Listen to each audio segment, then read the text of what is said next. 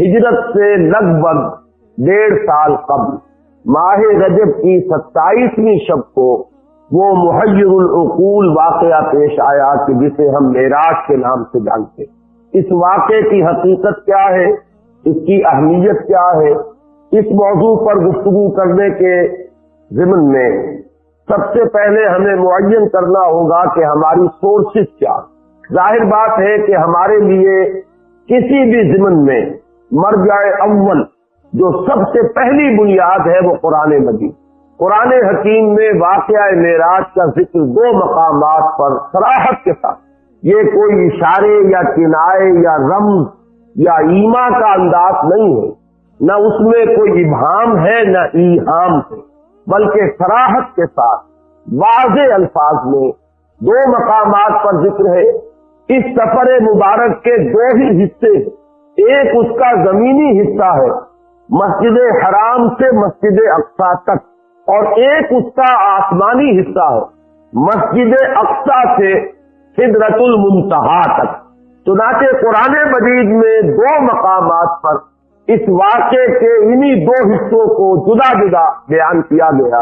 15ویں پارے کی بھی پہلی آیت ہے اور سورہ بنی اسرائیل کی بھی پہلی آیت، جس میں اس کے زمینی حصے کا ذکر ہے، سبحان الذی اسری بعبدہ لیلا من المسجد الحرام الی المسجد الاقصی، پاک ہے وہ ذات جو لے گئی راتوں رات اپنے بندے کو شب کے ایک حصے میں مسجد حرام سے مسجد اقصی تک، الذی بارکنا حولہ، جس کے ماحول کو ہم نے مبارک بنایا، لنریہ من آیاتنا، تاکہ ہم دکھائیں اسے صلی اللہ علیہ وسلم اپنی نشانیوں میں سے، انہ هو السمیع البصیر، سب کچھ سننے والا اور سب کچھ دیکھنے والا تو صرف وہ۔ یہ ہے سورہ بنی اسرائیل کی پہلی آیت۔ اس سورہ مبارکہ کا نام سورہ اسراء بھی ہے، بلکہ عرب ممالک میں قرآن مجید جو چھپتے ہیں تو وہاں سورہ بنی اسرائیل کے نام سے اسے موسوم نہیں کیا جاتا، سورۃ الاسراء اس کا نام۔ جو اس کا آسمانی حصہ ہے اس کا ذکر سورۃ النجم میں، وہ آیات بھی میں نے آپ کے سامنے تلاوت کی تھی، لیکن ان کا ترجمہ میں بعد میں اپنی تقریر کے دوران ہی کروں۔ تو مرجع اول جو ہے ہمارا وہ قرآن حکیم، جس میں صراحت کے ساتھ یہ واقعہ مذکور، لہذا اس کا انکار کفر ہوگا، اگرچہ توجیہ تعویل اس کی حقیقت کیا تھی اس کے اعتبار سے اگر کوئی الفاظ قرآنی میں جس حد تک گنجائش ہو، اس حد تک اگر اختلاف ہو تو وہ اختلاف جو ہے اس کو ہم کفر تک نہیں سمجھیں۔ دوسرا مرجع جو ہے دین میں قرآن کے بعد وہ احادیث نبویہ علی صاحب الصلاۃ والسلام۔ احادیث میں ہمیں معلوم ہے کہ درجہ بندی ہے، سند کے اعتبار سے قوی ترین احادیث وہ ہے جو صحیحین میں ہے، صحیح بخاری اور صحیح مسلم۔ ان میں سے بھی وہ حدیثیں کہ جو ان دونوں میں موجود ہو، جن کی صحت پر یہ دونوں امام متفق ہو گئے، وہ اپنی سند کے اعتبار سے قرآن مجید کے آس پاس پہنچ جائے۔ اس صراحت کے بعد یہ جان لیجیے کہ اگرچہ احادیث جن کی تعداد کثیر ہے، جن میں سے واقعہ معراج کا ذکر ہے اور اس کی مختلف تفاصیل جو ہے مذکور ہے، تاہم جو نوٹ کرنے والی بات ہے وہ یہ ہے کہ کم سے کم 28 صحابہ ہیں کہ جن سے یہ واقعہ معراج مروی، چونکہ ایک ایک روایت کئی صحابہ سے، اس اعتبار سے روایات کی تعداد تو بڑھ جائے گی، بہت کثیر ہوگی، لیکن صحابہ کرام 28 ہیں کہ جن سے وہ احادیث مروی ہیں کہ جن میں معراج کا ذکر ہے تفصیلاً یا اجمالاً، اور ان میں ایک بڑی مفصل روایت وہ بھی ہے کہ جو متفق علیہ، یعنی احادیث کے اس طبقے سے تعلق رکھتی ہے کہ جس کے بارے میں کسی شک و شبے کی گنجائش بہت ہی کم رہے۔ اس حدیث میں جو تفاصیل آئی ہیں انہیں ہمیں منو عن ماننا ہو۔ اس تمہید کے بعد اب پہلے میں یہ عرض کروں گا کہ اس واقعے کی نوعیت کیا ہے۔ آیا یہ کوئی منفرد واقعہ ہے کہ جو صرف نبی اکرم صلی اللہ علیہ وسلم کو پیش آیا ہو، یا یہ کہ یہ نبوت و رسالت کے مستقل معاملات میں سے ایک معاملہ ہے، اور مختلف انبیاء اور رسول کے ساتھ جو فرق و تفاوت ہے وہ آیا نوعیت کا ہے یا کیفیت کا؟ یہ بات جان لیجئے، مکاشفات، مشاہدات، یہ تو نبوت کا جزو لا ینفک۔ اس کی وجہ یہ ہے کہ انبیاء اور رسول اس خدمت پر مامور ہوتے ہیں کہ وہ امور غیبی کی اطلاع دیں جن پر ایمان لانا لوگوں کے لیے ضروری۔ جنت ہے، دوزخ ہے، ملائکہ ہے، اب یہ چیزیں جو ہے یہ ہماری نگاہوں کے سامنے نہیں۔ اسی طریقے سے جو پیش آنے والے واقعات ہیں جب تک وہ پیش نہیں آ جاتے پردہ غیب میں، یوم الآخر، قیامت کا دن ایک امر غیبی ہے۔ سب سے بڑھ کر یہ کہ ذات باری تعالی، اب یا یوں کہہ لیں کہ وہ غیب میں ہے یا یوں کہہ لیں کہ ہم اس سے غیب میں ہیں، نتیجتاً کوئی فرق واقع نہیں ہوتا۔ میں نے آج جمعے کی تقریر میں بھی عرض کیا تھا کہ ہم یوں کہیں کہ ہمارے اور اس کے مابین غیب کا پردہ حائل، یہ وہ چیزیں ہیں کہ جن پر ایمان لانا لا بد من، ہدایت کا نقطۂ آغاز ہی یہ ہے کہ ان کو مانا جائے۔ یہی وجہ ہے کہ سورہ بقرہ میں ہدایت کے لیے جو شرط اولین بیان کی گئی، الف لام میم ذالک الکتاب لا ریب فیہ ھدی للمتقین الذین یؤمنون بالغیب، یہ شرط اول ہے۔ اب جو ہستیاں اس خدمت پر معمور ہوئی ہوں کہ وہ ان امور غیبیہ پر ایمان کی دعوت دے، ظاہر ہے کہ انہیں تو ان پر بدرجہ تمام و کمال ایمان اور یقین ہونا چاہیے۔ جب تک وہ ایمان اور یقین ان کے اندر اپنے درجہ تمام و کمال کو نہ پہنچا ہوا ہوگا، وہ دوسروں تک اس ایمان بالغیب کو کیسے منتقل کرے؟ اب یہ بھی جان لیجئے کہ ایمان اور یقین کے مراتب ہیں۔ ایک یقین وہ ہے جو فکر و نظر اور تعقل و تفکر کے نتیجے میں پیدا ہو جاتا، ایک یقین وہ ہے کہ جو خود ذاتی مشاہدے سے پیدا ہوتا، اس سے بھی بلند تر ایک درجہ ہے کہ جو انسان کے ذاتی تجربے اور احساس سے ہوتا۔ قرآن مجید میں اس کے لیے 3 اصطلاحات استعمال ہوئی، علم الیقین، عین الیقین، حق الیقین۔ علم الیقین یہ ہے کہ آپ نے استنباط کیا، استدلال کیا اور کسی چیز کا علم آپ کو حاصل ہوا، آپ کو یقین آ گیا۔ عین الیقین یہ ہے کہ آپ نے اس چیز کو دیکھا، اور حق الیقین کا درجہ اس سے بلند ہوگا، وہ انسان کے اپنے ذاتی تجربے کا ایک جز بن جائے۔ ایک مثال سے ان تینوں کو میں واضح کر سکوں گا، بڑی سادہ مثال ہے، آپ نے پہلے بھی شاید سنی ہو۔ اگر آپ کہیں دیکھیں کہ دھواں ہے تو آپ کو یقین ہو جاتا ہے کہ آگ ہے، اس لیے کہ آپ کو یہ کلیہ معلوم ہے، مسلسل مشاہدے سے یہ بات آپ کے علم میں ہے کہ دھواں اور آگ لازم و ملزوم ہے۔ اگر کہیں دھواں ہے تو آگ لگی ہوگی۔ آگ اگرچہ آپ نے نہیں دیکھی، لیکن دھوئے کو دیکھ کر آپ نے استدلال سے، استنباط سے آگ کے وجود پر یقین کر لیا، یہ علم الیقین۔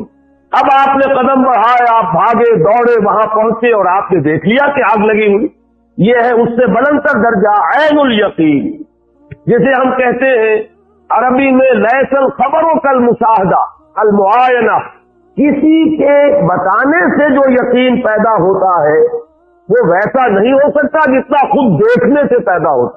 فارسی میں کہتے ہیں شنیدہ کہ بود مانند دیدہ، سننے سے جو علم حاصل ہوا وہ اس کے برابر نہیں ہوتا کہ جو دیکھنے سے حاصل ہو۔ اس سے جو اگلا درجہ ہے وہ اصل میں آگ کی اصل حقیقت کا ادراک ہے۔ آگ آپ نے دیکھ لی، آگ ہے، یہ وسوسہ بھی ہو سکتا ہے کہ شاید آگ کی سی صورت ہے، حقیقت میں آگ نہ ہو۔ سورۃ النجم میں ہم دیکھیں گے ما کذب الفؤاد ما رأى، اس میں اشارہ اسی وسوسے کی طرف ہے کہ کسی وقت انسان ایک شے کو دیکھ رہا ہوتا ہے لیکن یقین نہیں آتا کہ میں ٹھیک دیکھ رہا ہوں۔ آنکھیں می بینین یا رب ببیداری یا رب یا بخواب، اے اللہ جو کچھ میں دیکھ رہا ہوں یہ بیداری میں دیکھ رہا ہوں یا خواب میں دیکھ رہا ہوں لیکن یقین نہیں آ رہا۔ اس وسوسے کا ازالہ کلیتاً ہو جائے گا جب وہ آگ آپ کو چھو جائے۔ اب معلوم ہوگا یہ آگ صورت آگ نہیں، حقیقت آگ، یہ واقعتاً آگ، اور تبھی آپ کو اندازہ ہوگا آگ کہتے کسے۔ اگر کبھی انگارے نے آپ کے جسم کو چھوا نہ ہو اور ساری عمر آگ صرف دیکھی ہو تو دیکھی ہوئی بھی ہے لیکن اس کی حقیقت کا علم آپ کو نہیں ہے جب تک کہ وہ آگ کہیں آپ کے جسم سے مس نہ ہو۔ یہ ہے وہ ذاتی تجربہ۔ انسان کے اپنے احساس تک جب رسائی ہو جاتی اس چیز کی تو یہ ہے حق الیقین۔ اب ظاہر بات ہے کہ انبیاء کو جو یقین منتقل کرنا ہے دوسروں میں، اس کے لیے ان کا تجربہ، ان کا معائنہ اگر یہ نہ ہو تو یقین کا وہ درجہ کبھی پیدا نہیں ہو سکتا کہ ان کی ہستیوں سے یقین متعدی ہو، لوگوں تک پہنچے، پھیلے۔ جیسے بھٹی اگر ہے آگ کی تو اس سے حرارت خود بخود نکلتی ہے اور دوسروں تک پہنچ جاتی۔ یہ ہے اصل میں وہ سبب جس کی بنا پر عالم ملکوت کے مشاہدات اللہ تعالی انبیاء اور رسولوں کو کرا۔ یہ مکاشفات کی شکل میں بھی ہوئے ہیں، یہ رؤیا کی شکل میں بھی ہوئے ہیں، یہ حالت نوم میں بھی ہوئے ہیں، حالت بیداری میں بھی ہوئے ہیں۔ ان دونوں کے بین بین کی ایک کیفیت ہے، بین النوم والیقظہ، بیداری اور سونے کے درمیان کی کوئی کیفیت۔ اس میں کچھ چیزوں کو ممثل کر کے بھی دکھایا گیا ہے، بعض حقائق براہ راست مشاہدہ کرائے گئے۔ جیسے جیسے مراتب ہے ویسے ویسے ہی ان تجربات اور ان مشاہدات کا معاملہ ہے۔ سورہ انعام کی آیت نمبر 75 میں فرمایا وَكَذَلِكَ نُرِي إِبْرَاهِيمَ مَلَكُوتَ السَّمَاوَاتِ وَالْأَرْضِ وَلِيَكُونَ مِنَ الْمُوقِنِينَ، اسی طرح ہم ابراہیم کو دکھاتے رہے ملکوت السماوات والارض، ہماری جو خفیہ حکومت ہے اس کائنات کا جو ایک نظام ہے، وہ ایک حکومت ہے، اللہ کی حکومت، اس کے بھی کارندے ہیں، اس کی سول سروس ہے، وہ ملائکہ ہے، لیکن یہ ہماری نگاہوں سے مخفی ہے۔ ملائکہ تو ہے، یہاں ہے، ہم میں سے ہر ایک کے ساتھ ہے، کرامن کاتبین موجود ہیں، لیکن یہ کہ وہ مخفی ہے، وہ غیب میں ہے یا ہم اس سے غیب میں ہے، اس عالم کا مشاہدہ کرایا جاتا رہا۔ کذالک نری ابراہیم ملکوت السماوات والارض، آسمانوں اور زمین کی وہ خفیہ حکومت، وہ غیبی حکومت، اس کے معاملات دکھائے جاتے رہے۔ اور اگلا ٹکڑا بہت اہم ہے میری اس گفتگو کے اعتبار سے، وَلِيَكُونَ مِنَ الْمُوقِنِينَ، تاکہ وہ صاحب یقین لوگوں میں سے بن جائے۔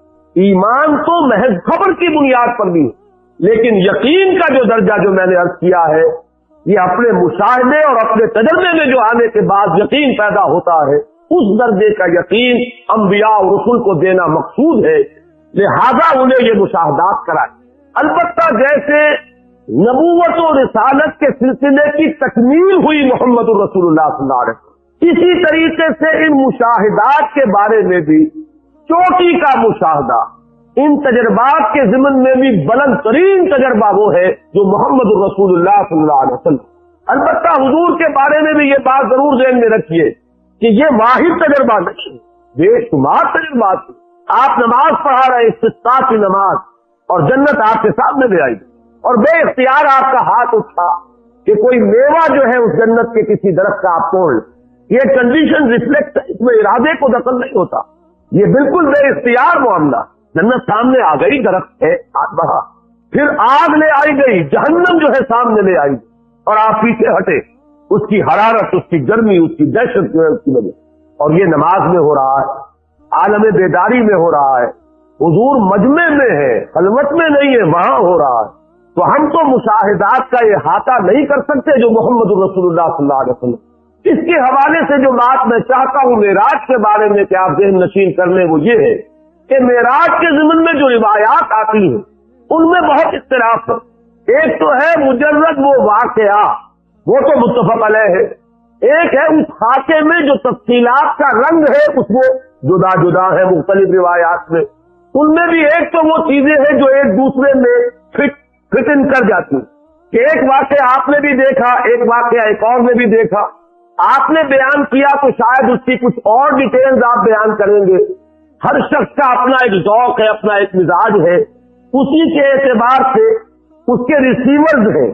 ایک چیز آپ کے نزدیک آپ کے ذوق کے اعتبار سے اہمیت نہیں رکھتی، وہ آپ سنیں گے یاد نہیں رہے گی، بلکہ اس وقت بھی آپ کے ذہن میں آئے گی نہیں۔ ایک چیز کی طرف آپ کو زیادہ میدان ہے، اس کو آپ فوراً کیچ کریں گے، پکڑیں گے، محفوظ کر لیں گے۔ تو ایک ہی واقعہ بیان کیا جا رہا ہے، 2 افراد نے سنا، 5 نے سنا، وہ جب بیان کریں گے تو تھوڑا تھوڑا فرق ہو جائے گا، لیکن ان فرق کو آپ جوڑ کر ایک وحدت بنا سکتے ہیں۔ تو ایک تو ہے اختلاف اس نوعیت کا، اس میں تو کوئی کسی تعویل مزید کی کوئی ضرورت نہیں۔ کہیں یہ ہو جائے گا کہ ایک حصہ اس واقعے کا پہلے بیان کر دے گا، کوئی شخص بعد میں یاد آئے گا، وہ بات رہ گئی اس کو بعد میں بیان کرے گا۔ یہ تقدیم و تاخیر، یہ چیزیں بھی بالکل سمجھ میں آنے والی ہے، عقل انسانی ان کو بآسانی جو ہے ریکنسائل کر سکتا۔ البتہ بعض باتیں ایسی ہیں کہ جو انریکنسیلیبل ہیں، وہ بالکل متضاد کی نوعیت کی۔ مثلاً کہیں تو یہ بیان کیا گیا یہ سفر شروع ہوا حکیم سے، کسی واقعے میں ذکر ہو رہا ہے کہ اس کا آغاز ہوا کسی گھر سے، حضور کا اپنا گھر یا ام ہانی رضی اللہ تعالی عنہا کا گھر، حضور کی چچا داد بہن۔ کسی میں الفاظ ایسے آ گئے ہیں، آخر میں ذکر کیا ثم استيقظت، پھر میں جاگ گیا، جس سے خیال ہوتا ہے کہ یہ سارا معاملہ حالت خواب میں ہوا، نیند میں ہوا، اس لیے کہ استيقظت کے معنی کوئی اور نہیں ہو سکتے، تعویل ممکن نہیں۔ تو یہ جو مختلف ڈیٹیلز ہے کہ جو تضاد کی نوعیت کی، ان کو باہم ایک دوسرے کے ساتھ جوڑنا ممکن نہیں ہے، اس کی تعویل بہت سے محققین کے نزدیک یہ ہے کہ واقعہ معراج بھی ایک بار نہیں ہوا، کئی بار، بجائے اس کے کہ اس میں سے ایک کو ہم قبول کریں دوسرے کو رد کریں۔ میرا اپنا احساس یہ ہے، اگرچہ محققین کے مابین اس معاملے میں اختلاف رہے گا اور رہا ہے، بعض حضرات اس کو تسلیم نہیں کرتے کہ واقعہ معراج بار بار ہوا، بعض حضرات کی یہ رائے ہے، میں اپنا ذاتی آپ کے سامنے خیال پیش کر رہا ہوں کہ کم سے کم 2 مرتبہ ضرور معراج ہوا ہے محمد الرسول اللہ صلی اللہ علیہ وسلم۔ ایک مرتبہ یہ معراج ہوا ہے بالکل ابتدائی زمانے میں، نبوت کا ابتدائی دور، یہ یوں سمجھیے کہ سن 2-3 نبوی یا سن 42-43 ولادت، اور یہ ہوا ہے حالت نوم۔ وہ روایات جڑیں گی اس کے ساتھ کہ ثم استيقظت، پھر میں جاگ گیا۔ یہ تجربہ جو ہے اس کو نیند میں ایک روحانی تجربے، ایک مکاشفے، ایک رویا سے تعبیر کریں گے۔ اور یہ جو واقعہ ہے جسے ہم معراج کے نام سے جانتے ہیں، یہ ہوا ہے سن 12 میں، اور یہ یوں سمجھیے کہ جب آپ کی عمر شریف کا 52واں سال ہے ہجرت سے لگ بھگ 1.5 سال قبل، یہ واقعہ در حقیقت ان تجربات کی کہ جو آج تک ہوئے تھے، یہ ان کی تکمیل ہے، یہ ان کا نقطہ عروج ہے، یہ ان کا کلائمیکس ہے۔ اور یہ سفر جو ہے ہرگز نیند میں نہیں ہوا، یہ صرف روحانی تجربہ نہیں ہے، یہ کوئی رویا یا خواب نہیں ہے، بلکہ یہ سفر ہے بجسد ہی شریف، حضور کے جسد مبارک کے ساتھ یہ پورا کا پورا واقعہ پیش۔ اس ضمن میں چونکہ اس دور میں یہ ریشنلزم کا دور ہے، اگرچہ عام طور پر پڑھے لکھے لوگ جانتے ہیں 18 سینچری ریشنلزم، اس کو 18ویں صدی عیسوی سے منسوب کیا جاتا ہے، لیکن چونکہ وہ علامہ اقبال کا شعر مجھے یاد آیا، مغرب اور مشرق کا فرق انہوں نے واضح کیا کہ وہاں دیگرگو ہے لہجہ لہجہ، یہاں بدلتا نہیں زمانہ۔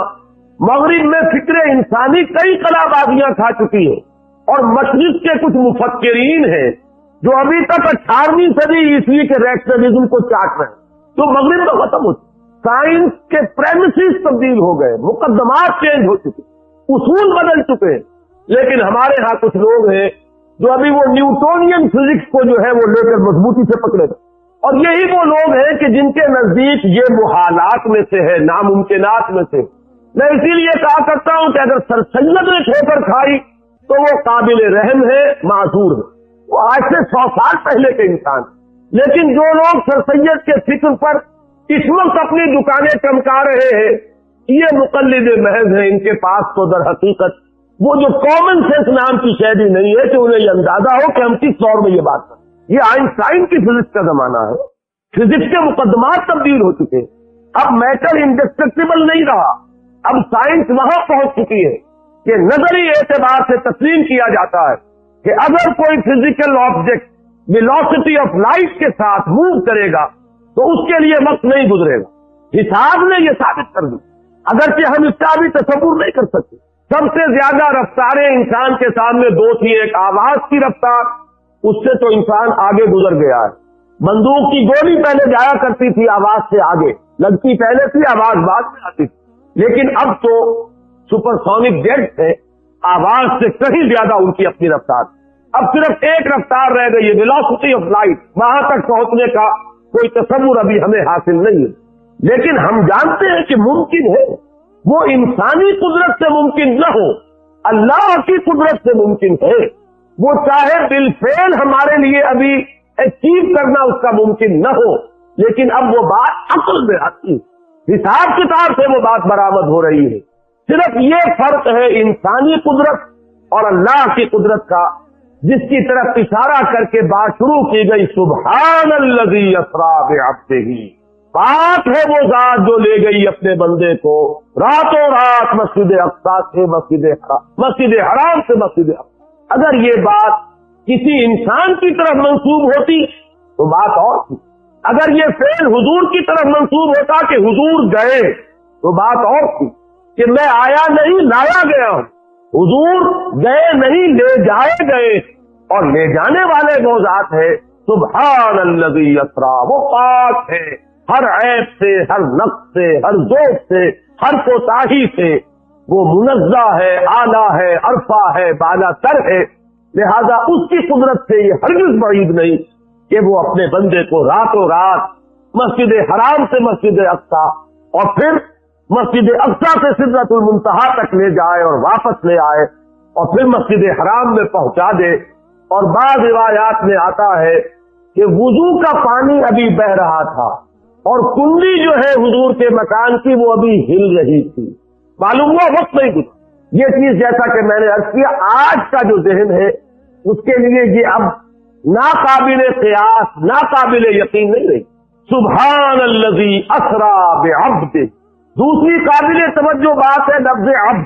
ایک اس پہلو سے کہ عبد کا اطلاق صرف روح پر نہیں ہوگا، روح اور جسد دونوں پر.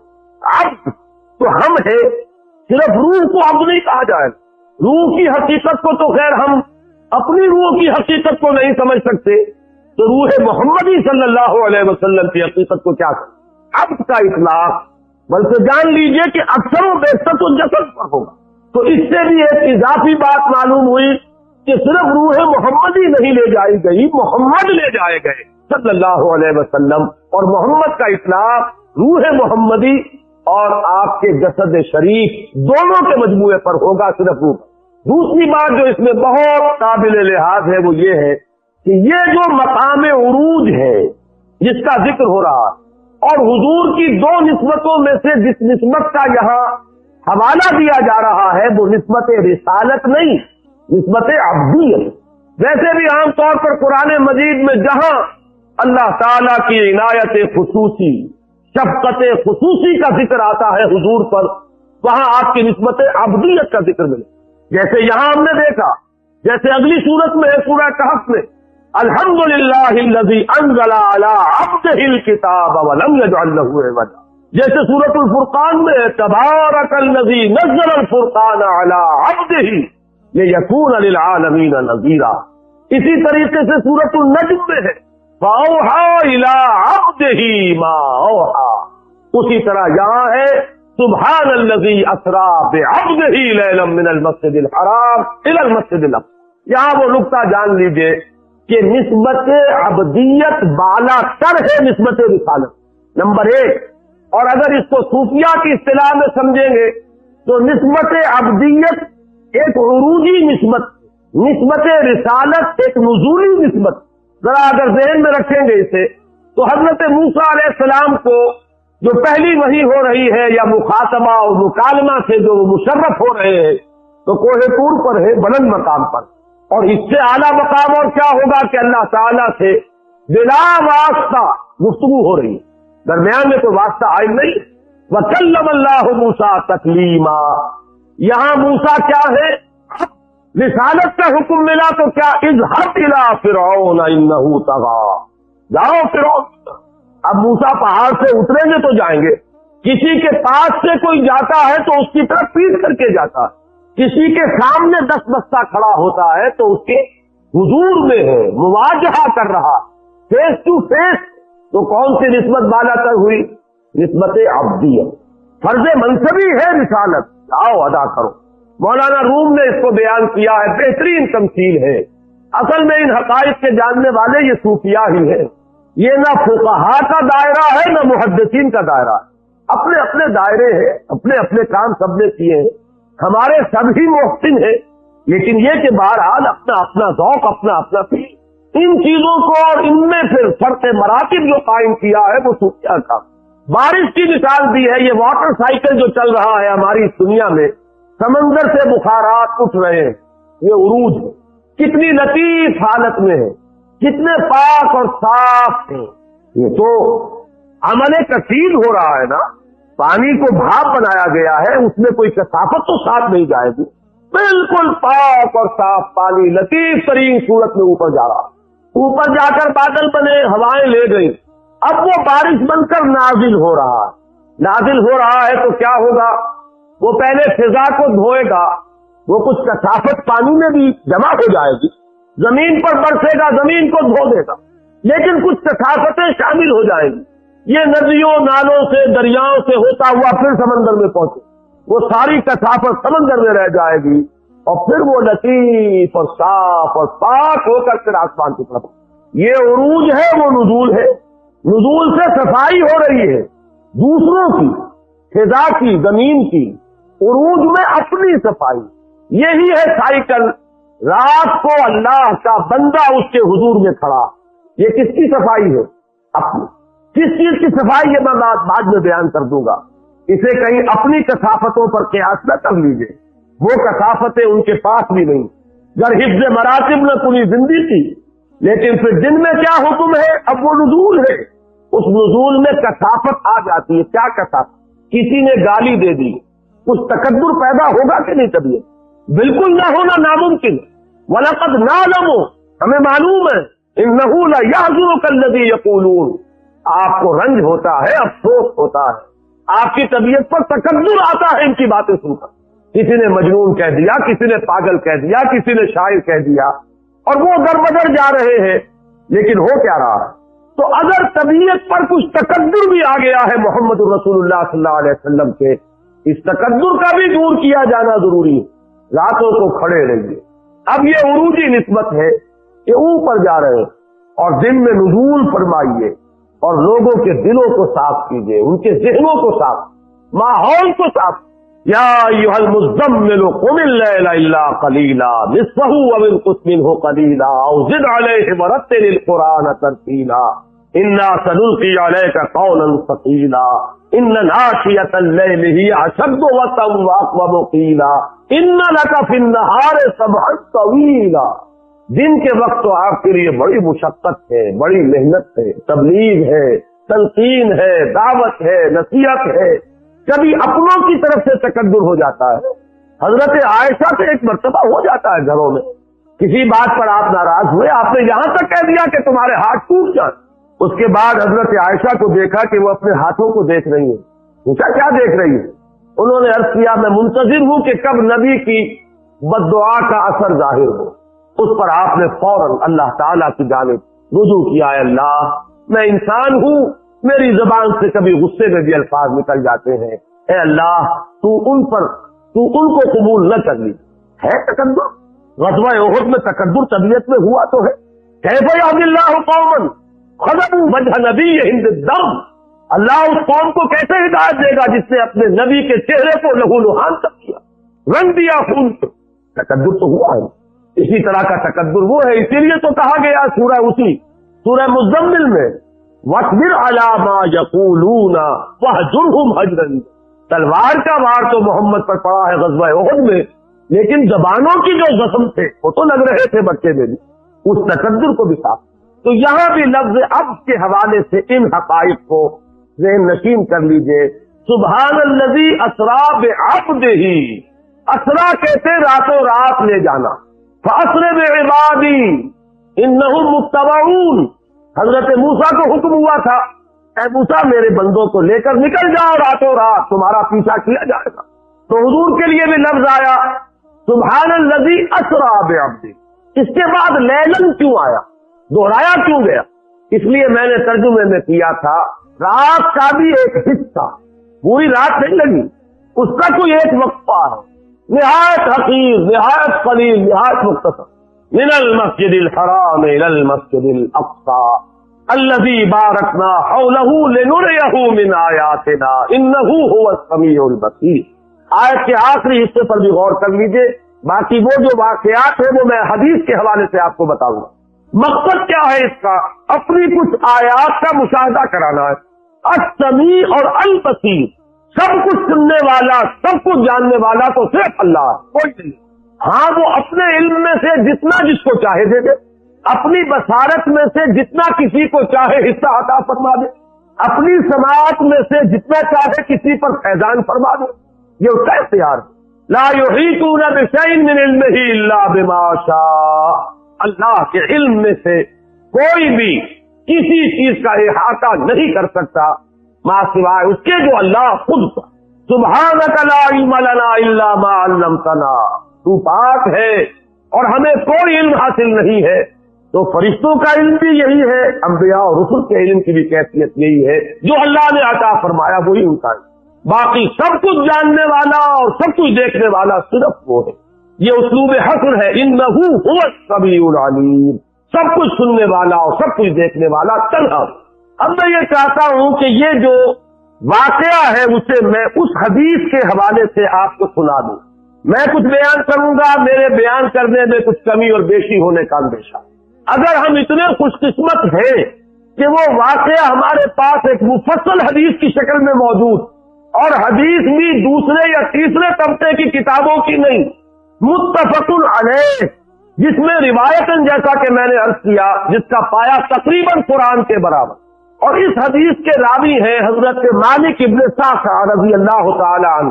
ان کے بارے میں ایک بات ہے بڑی اہم، وہ نوٹ کر لیجئے. یہ انصاری صحابی ہیں، ان میں سے نہیں ہے کہ جنہیں حدیثیں بیان کرنے کا کوئی زیادہ شوق رہا ہو. یہ غالباً واحد حدیث ہے جو انہوں نے بیان کی، اور انہیں اس سے نہایت شغف تھا، نہایت محبت کے ساتھ انہوں نے اس کو محفوظ کیا، اس کے ایک ایک لفظ کی حفاظت کی. چنانچہ بعض دوسرے وہ صحابہ بھی جنہوں نے خود حضور سے یہ بات سنی